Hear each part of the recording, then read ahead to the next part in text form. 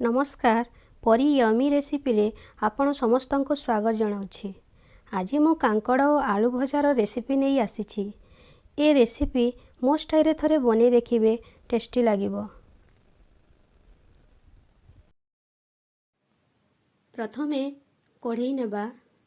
कढ़ई गरम होला परे अल्प तेल पकेइबा। तापरे काटी रखिथिबा कांकड़ और आलू को कढ़ई रे पकई हाई फ्लेम रे भाजी नेबा। परिबारे अल्प लुण देई परिबा टिके नरम हेबा जाए भाजी काढ़ी देबा। सही कढ़ई रे पुणी आलू को मध्य हाई फ्लेम रे टिके भाजी देबा।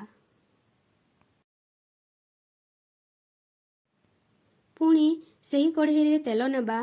तेल गरम होला परे अध चामच सोरिष अध चामच जीरा दे देबा। से सबु फुटिला परे कटा रसुण पकेइबा। तापरे गोटे पियाज काटी पकेइबा।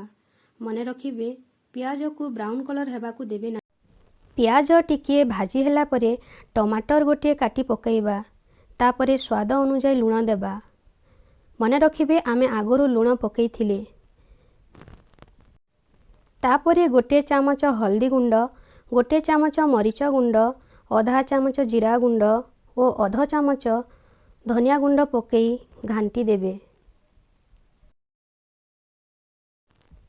तापरे किछि समय ढांकी देबे।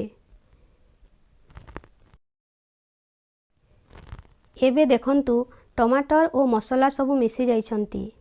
एबे आगरू अल्प भजा जाइथिबा कांकड़ और आलू को कढ़ई रे पकेइबा और ठीक भावरे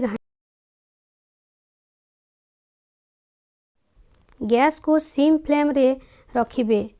5 मिनिट छाड़ी छाड़ी घांटुथिबे। भजाटी रेडी हेबा पाई आउ अल्प समय अछि। 5 मिनिट परे मो पुणी थरे चेक करी नेउछि एवं वर्तमान भजाटी रेडी होई जाइछि।